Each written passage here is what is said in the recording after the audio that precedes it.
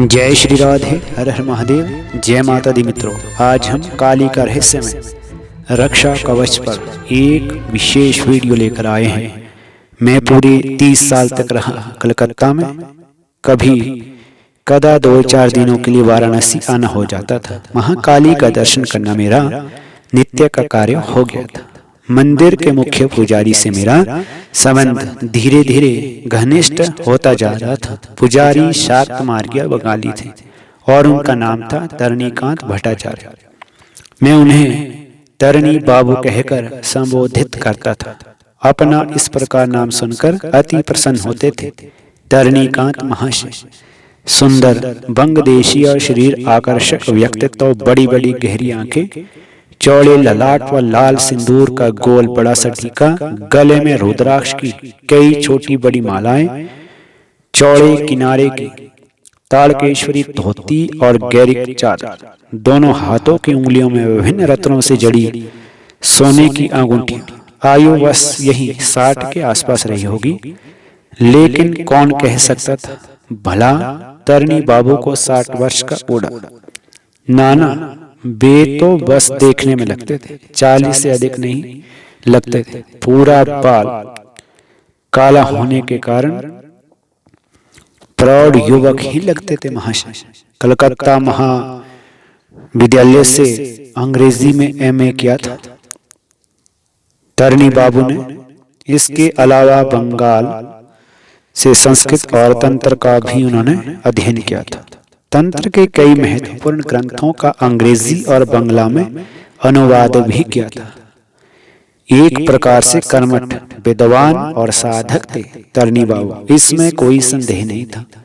कलकत्ता की काली के परम उपासक पुजारी थे तरणी बाबू। उनके दादा, परदादा और पिता सभी का समय समय पर अधिकार रहा काली मंदिर पर। वैसे तो तरणी बाबू का पैतृक मकान हाजरा रोड में था, लेकिन तरणी बाबू काली गहवर के बगल में बने एक छोटे से कमरे में ही अपना समय अधिकतर बिताते रहते थे। उनसे मिलने जुलने वाली की संख्या जो है बहुत ही ज्यादा थी। अपनी गुफानुमा कोठरी से बाहर ही कम निकलते थे। प्राय कुछ न कुछ पढ़ते रहते थे या फिर मौन साधे किसी साधना में डूबे रहते थे। बाद में रतनलाल सुरेखा मेरे अंतर मित्र बन गए। जब सुरेखा जी ने वाराणसी में प्रसिद्ध मानस मंदिर बनवाने का संकल्प किया, सन 19 में अचानक भयंकर रूप से बीमार पड़ गया मैं।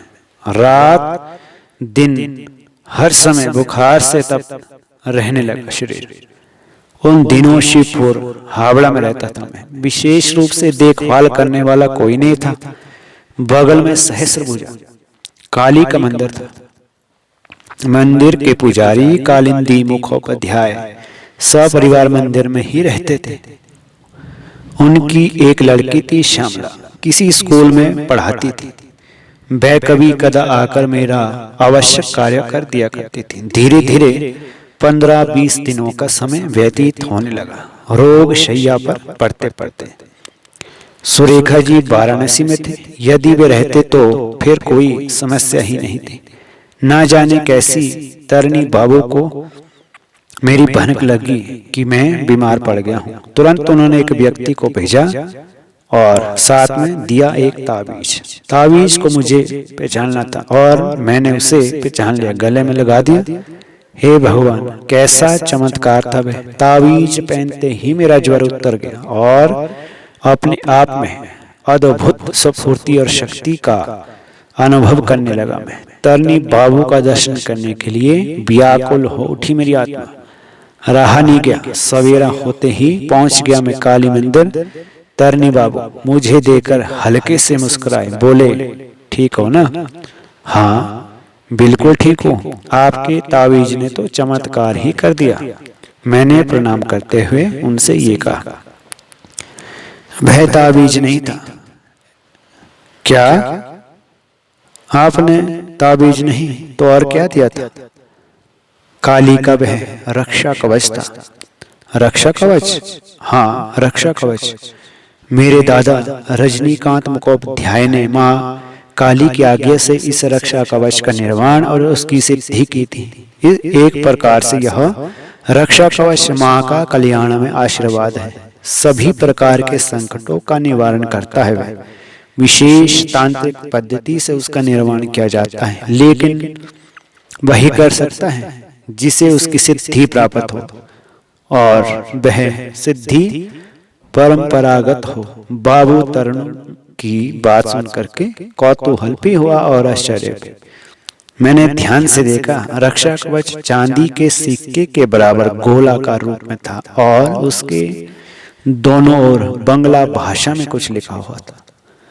उसके दोनों ओर कोढ़े बने थे जिसमें काला धागा फंसाकर गले में पहनने योग्य बना दिया गया था। रक्षा कवच में एक अनजाना सा आकर्षक था। वह सोने की तरह चमक रहा था। मेरी आंखें काफी देर तक उस रहस्यमय वस्तु पर टिकी रही, हटने का नाम ही नहीं ले रही थी। और जब उसे गले से निकालकर तरनी बाबू को देने लगा तो हंसकर वह बोले, अभी रहने दीजिए, अभी पूर्ण रूपेण स्वस्थ होना है आपको। रक्षा कवच को लगभग 15 दिन और गले में लटकाए रहा। इस अवधि में स्वप्न में नित्य माँ काली का दर्शन होता रहा। मुझे एक दिन अचानक गायब हो गया काली का वह रक्षा कवच। घबरा सा गया मैं। काफी खोजने पर भी वह नहीं मिला। चिंतित होता मैं। तरनी बाबू मांगेंगे तो कहां से लाकर दूंगा रक्षा कवच। भय और संकोच के कारण 4-5 दिन हो गए और मैं मंदिर भी नहीं गया। श्यामला भी जाती थी दर्शन करने के लिए। उस दिन मैं भी गया। उसने बतलाया कि तरनी बाबू ने मुझे याद किया है। हे भगवान, अब क्या हो? रक्षा कवच वापस लेने के लिए ही तरनी बाबू ने मुझे बुलाया होगा। क्या करूं? कहां से लाऊं रक्षा कवच? कहां से लाकर दूं उसे? मति भ्रष्ट सी हो गई थी मेरी उस समय। संकोच और लज्जा में डूबा हुआ भयभीत सा किसी प्रकार तरनी बाबू के सामने गया। कुछ बोलूं, कुछ कहूं कि उसके पहले ही तरनी बाबू बोल पड़े। कहाँ थे बंधुवर? इधर आना ही नहीं हुआ तुम्हारा। मैं मौन सा दे रहा। शायद मेरी मानसिक स्थिति को समझ गए थे वो। तरनी बाबू हंसते हुए बोले, अच्छा अच्छा, रक्षा कवच के लिए परेशान हो? वह तो मेरे पास है। कार्य पूर्ण होने पर वह स्वयं ही आ जाता है मेरे पास। यह सुनकर मैं तंग रह गया। हे भगवान, कैसा चमत्कार है यह! तंत्र मंत्र के विषय में बहुत कुछ पढ़ा और सुना था, कभी उसका प्रत्यक्ष भी अनुभव होगा, इसकी कल्पना भी नहीं की थी मैंने। आंख उठाकर देखा तो तरनी बाबू के हथेली पर चमक रहा था वह रक्षा कवच। अब यहीं से शुरू होती है काली के रहस्य में रक्षा कवच की चमत्कार पूर्ण कथा, जिसे सुनाना प्रारंभ करते हैं स्वयं तरनी बाबू। जय माता दी मित्रों, हर हर महादेव। इसका भाग 2 शीघ्र ही हम अन्य वीडियो के माध्यम से आपके लिए लेकर आएंगे। जय माता दी, हर हर महादेव।